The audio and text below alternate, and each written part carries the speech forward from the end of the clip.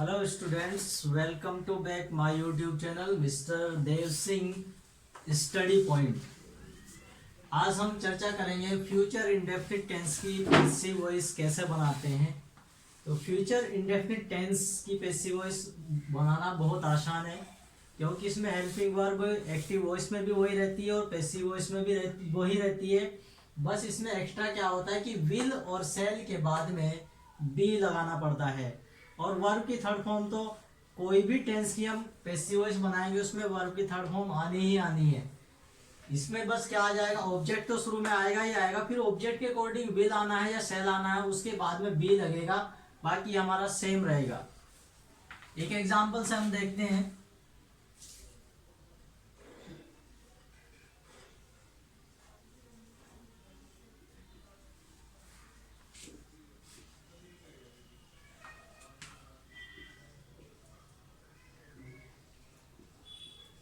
ये हमारा एग्जाम्पल है, आई शैल teach you tomorrow.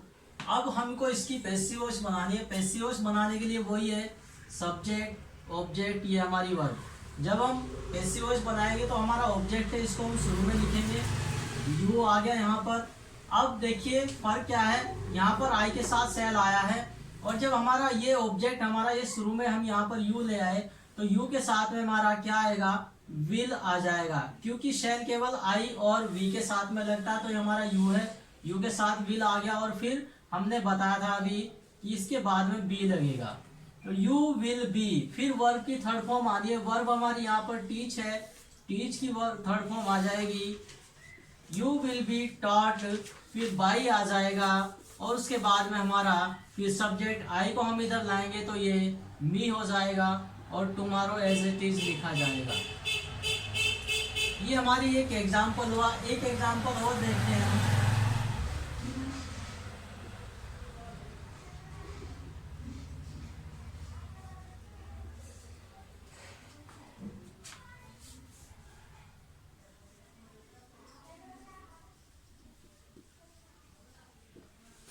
She will wash her clothes. यहाँ पर भी हमारा ऑब्जेक्ट क्या है, हर क्लॉथ्स। अब हर क्लॉथ्स ये हमारा आ गया यहाँ पर ऑब्जेक्ट। अब यहाँ पर भी विल आएगा, वो क्यों आया, क्योंकि केवल आई और वी के साथ ही सेल आता है। यहाँ पर भी विल आया, इसके बाद में बी लगेगा, और वॉश की थर्ड फॉर्म आ जाएगी वॉश्ड बाय। सी को इधर लाएंगे, इसका हर हो जाएगा। इस तरह से ये हमारी फ्यूचर इंडेफिनिट टेंस की अफर्मेटिव सेंटेंस की फ्यूचर इंडेफिनिट टेंस की नेगेटिव सेंटेंस की पैसिव वॉइस कैसे बनाते हैं, अब ये देखते हैं। इसमें ज्यादा कुछ नहीं करना होता, विल सेल तो वही आएगा, अपना आई और वी के साथ में शेल आना है, बाकी अदर जितने भी सब्जेक्ट हैं उनके साथ विल आएगा। और नॉट अगर आता है तो नॉट के बाद में बी लगना है। ये इसकी पैसिव वॉइस में, एक्टिव और पैसिव में ये फर्क आएगा। जैसे हमारा एक एग्जाम्पल है, they will not help us. ये हमारा एक एग्जाम्पल है एक्टिव वॉइस का। अब इसको जब हम पैसिव वॉइस में बनाएंगे, ऑब्जेक्ट हमारा अस है, अस को इधर लाएंगे तो वी हो जाएगा, और वी के साथ में शेल आएगा, और फिर नॉट और नोट के बाद में बी लग गया, थर्ड फॉर्म आ जाएगी हेल्प बाय देम। ऐसे ही हमारा ये बनेगा, Ravi will not call them.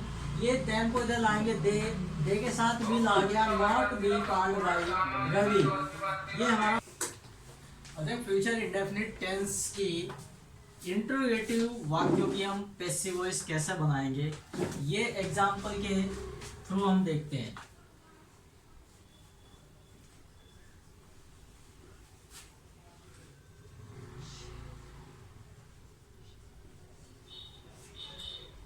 ये हमारा एक एग्जाम्पल है, will see not teach us. जब शुरू में विल या सेल आ जाएगा एक्टिव वॉइस में, तो पैसिव वॉइस जब हम बनाएंगे, पैसिव वॉइस में भी विल या सेल हम स्टार्टिंग में ही लगाएंगे। हमारा ऑब्जेक्ट क्या है, अस। जब हम अस को इधर लाएंगे वो बी हो जाएगा, और बी के अकॉर्डिंग यहाँ पर स्टार्टिंग में आपका सेल आ जाएगा, और ये हमारा ऑब्जेक्ट अस को इधर लाए तो वी हो गया, और इसके बाद नोट है तो नोट लिखा जाएगा। इस वर्ब की थर्ड फॉर्म आ रही है टॉट। फिर हमारा बाई आएगा, और बाई के बाद में सीधा हमारा सब्जेक्ट आ जाएगा हर। इस तरह जिस सेंटेंस के स्टार्टिंग में विल या शैल आएगा उसकी पैसिव वॉइस हम इस तरह बनाएंगे। अब अगर जिस सेंटेंस के स्टार्टिंग में क्वेश्चन वर्ड आता है उसकी पैसिव वॉइस हम किस तरह बनाएंगे ये भी देखते हैं।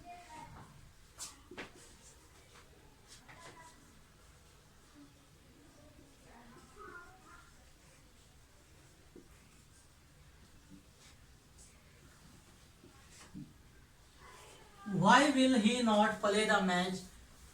अब जिसमें स्टार्टिंग में क्वेश्चन वर्ड होगा तो जब भी हम पैसिव वॉइस बनाएंगे तो क्वेश्चन वर्ड को हम एज इट इज लिखा जाएगा, उस क्वेश्चन वर्ड को जो का तो लिखेंगे। और फिर विल या शैल आएगा हमारा किसके अकॉर्डिंग, ऑब्जेक्ट के अकॉर्डिंग। ऑब्जेक्ट है हमारा द मैच, द मैच के अकॉर्डिंग यहाँ पर विल ही आ जाएगा। Why will the match, not है तो नॉट आ गया। फिर वर्ब की थर्ड फॉर्म आ जाएगी, प्ले की थर्ड फॉर्म हो जाएगी आपकी प्लेड बाय। सब्जेक्ट है हमारा ही को इधर लाएंगे हम, इसका हिम हो जाएगा। तो इस तरह से हमारी फ्यूचर इंडेफिनिट टेंस की एक्टिव पैसिव कंप्लीट होती है। अब फ्यूचर इंडेफिनिट की जो हमने ये आपको बताई है कि हाँ पैसिव बनेगी कैसे, ये मैंने जानबूझ के इसमें एक गलती कर दी थी, छोड़ दिया था। मैं आपको पुनः रिवाइज कराता हूँ कि हमने करना क्या है। Will she not teach us, हमने बताया था कि विल या सेल जब भी आता है उसकी पैसिव इसमें विल सेल के बाद में बी लगेगा। अब यहाँ पर हमने पैसिव बनाई, अस के अकॉर्डिंग शैल आ गया, वी शैल वी नॉट। अब हमारा जो बी आएगा वो नॉट के बाद में आएगा। जब भी हम इंट्रोगेटिव सेंटेंस की पैसिव बनाएंगे तो हो जाएगा shall we not be taught by हर।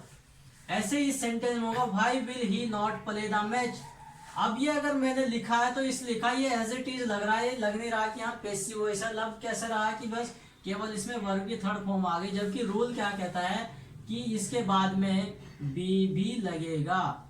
तो यहाँ पर ये हमारा इस तरह बनेगा, क्वेश्चन वर्ड आ गया, फिर हमारा ऑब्जेक्ट आ जाएगा why will the match, not के बाद बी लगेगा, बी प्लेड बाय हिम। तो स्टूडेंट्स अगर इसमें भी आपको कोई चीज़ क्लियर नहीं होती है तो कमेंट सेक्शन में कमेंट करके बताएं, उस प्रॉब्लम को सॉर्ट आउट किया जाएगा। और my channel mister Dev Singh study point को सब्सक्राइब करें और शेयर करें। Thank you.